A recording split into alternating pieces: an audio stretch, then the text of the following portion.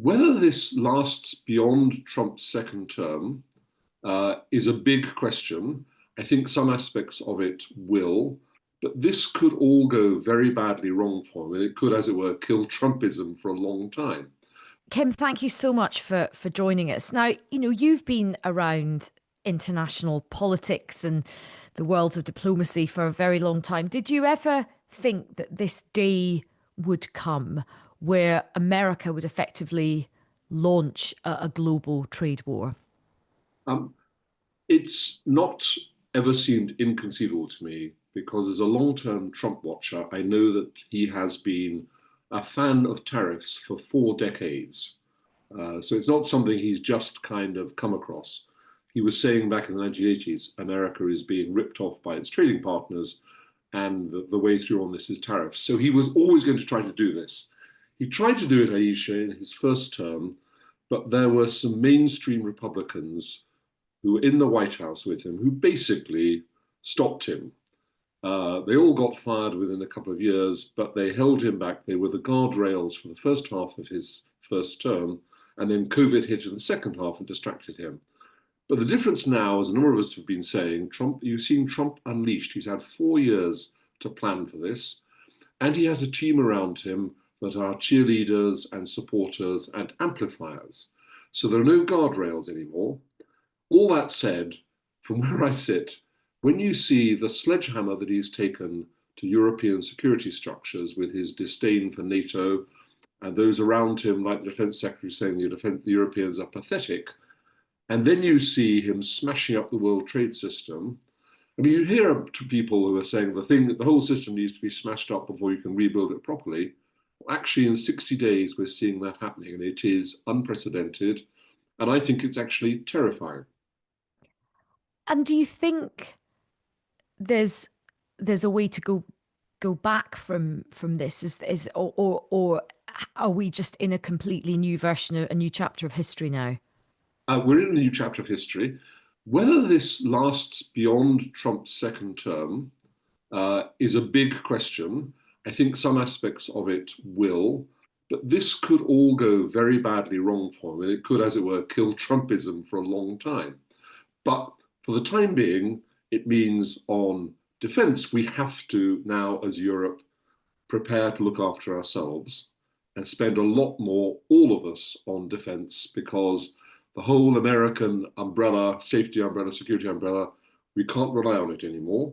And on trade, look, I think there'll be massive lobbying from the EU, from a whole range of countries, because these tariffs hit everyone. Huge pressure on the White House to reverse them. I think he will stick with them because he's wanted to try this for 4 decades and he's not going to give up after a couple of weeks. Whatever happens, I mean, he watches the stock market very closely, so the near $4 trillion being wiped off it will certainly worry him a bit, although he's pretending it's all going to be fine when the genius of his move is properly recognized. His billionaire business friends will ring him up and saying, this isn't going well, Donald, but he will say, wait and see. So I think we're stuck with it for months, even a year or two. But I do think it will do a lot of damage to the American economy as well as to the world economy. I think in the end, that's going to force him to back off. But let's see. And what should Britain be doing next? I mean, Keir Starmer has said that he wants to proceed with a kind of a cool, calm approach. Certainly, lots of business leaders have indicated that now's not the time to hit back with retaliation. But what's your view? Yeah, this is a very difficult question. Who would be in government now? I think that so far, the Starmer government has handled relations with the Trump administration pretty well, surprisingly well, given the political gulf between the populist right in America and the centre-left government here. But this is where it starts to get really hard, both on Ukraine and NATO, future of NATO, and on trade relations. Cool and calm is the right approach. We're going to try and negotiate a free trade deal. I have to say I'm very pessimistic about that because I think America will have some pretty much unacceptable demands as a price of doing the deal. And let's face it, if you were to sort of abandon the digital tax on those giant American tech companies that can certainly afford it, it's like the playground bully comes up to you and you offer to pay him to stop beating you up. And that's not a policy that's very politically defensible. So I'm not sure that a trade deal which involves big concessions from us is actually sellable politically in the UK. Retaliation, every economist, or pretty much every reputable economist, will tell you that will make the hit on our economy worse. But the political pressure, if everyone else is doing it, will be very strong. So you have to be quite tough as a government really to hold your nerve and not get into retaliation if everyone else is doing it. But I would just sit tight for the moment. I would wait to see the economic pressures that will come on Trump to back off from some of this stuff. And meanwhile, I would really accelerate our relationship with Europe and get rid of all those trade barriers that Brexit erected. Because if you want a quick fix to getting growth restarted and improving our trade performance, Europe is where we should look. Well, in that case, do you think, given that the world has changed beyond recognition, really in the last sort of 7 weeks since the security conference in Munich, is now maybe the time for the UK to be very bold and say, look, actually, we're going to do more than that. We've got to think about getting back into Europe? Well, I very much would like to see that. I think the government in the election period, I can understand why they promised not to reverse Brexit. They didn't need to promise not to go into the customs union or to go into the single market.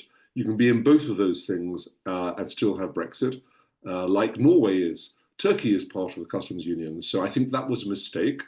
I think you could argue that facts on the ground have changed so much that those promises are no longer relevant. So I would certainly go that far. But even if you don't go that far, you could be a lot more ambitious than this phytosanitary agreement stuff in lowering trade barriers with Europe at the price of agreeing to all those European regulatory standards. But we do twice as much trade with Europe as you do with the US. So that's the direction I would go in. And talk to us about what's going to happen with Northern Ireland, because Northern Ireland is now in quite a curious position. It's obviously part of the UK with a 10% tariff. It also does trade with the EU and gets goods in, which has a 20% tariff. That's a very good question, to which short answer to Aisha is I don't know how that gets worked out. But I do think that Northern Ireland is in a very favoured position, and it is in effect inside the single market, while the rest of the UK isn't. And I remember when the deal was done on Northern Ireland, politicians who were supporters of Brexit saying, what a great deal for Northern Ireland. They're in the single market and they're part of the United Kingdom trading system. And I'm thinking, well, why can't the rest of us have that great deal? But where that happens now and how you reconcile 20% tariffs on Europe with the 10% tariffs on the UK, that's for real proper trade experts to say. Well, it feels like the Brexit question in Northern Ireland never goes away. Right, just two things I just want to sort of touch on before I let you go. What's life like for Peter Mandelson right now as the new ambassador in Washington, a gig that you once held? Yeah, I talked to Peter Mandelson before he went out, as I think all the previous ambassadors to Washington did. And look, I'm an admirer of him. I think he's a hugely accomplished politician. He must have realised that that this was the kind of world he was entering, though he probably didn't realise that quite so much would be smashed up in the first 60, 70 days. He'll be a very busy man. He will be talking to senior people in the White House, in the Department of Commerce, in State Department, in the Treasury, daily, I am sure. The whole team will be focused on trying to find a way through and see if there are arguments that can persuade the Americans to back off from these tariffs. And by the way, we're not, okay, we only got 10%, but don't forget the 25% tariffs on cars, British cars, and they're pretty much our biggest export to America. Yeah. Plus 25% tariff on steel, yeah. And we sell some specialist steel products to America. So we're not that well off compared to everyone else.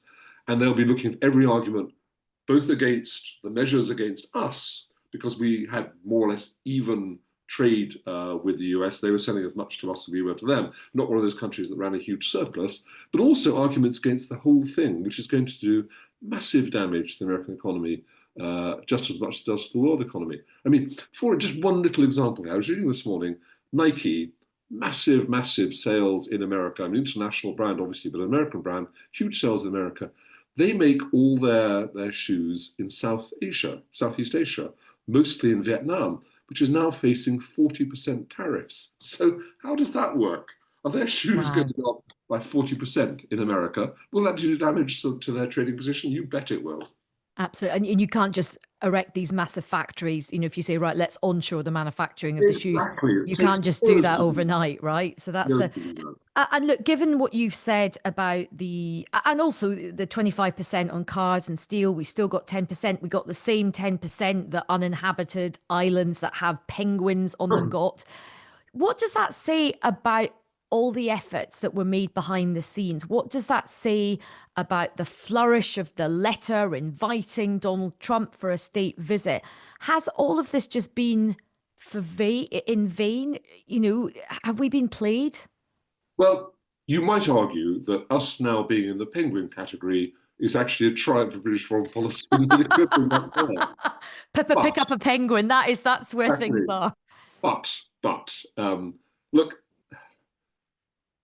I thought he was always going to put them on us, despite the state visit and all that kind of thing. And I wouldn't have done the state visit on the first visit. I would have kind of hung it out there as a possibility later on, but that's all water under the bridge now. I think the fact that we aren't harder hit when we have something in our system that Trump dislikes very much, which is our 28%, 20% VAT rate, shows that that effort of the relationship has made some difference. And it is better to be at 10% than 20%. So I think the government can claim a little bit of credit for that. But you know, with Donald Trump, he can turn on a sixpence. It could go to 0% in 2 weeks' time, or it could go to 20. You know, I mean, so we're all walking a tightrope here.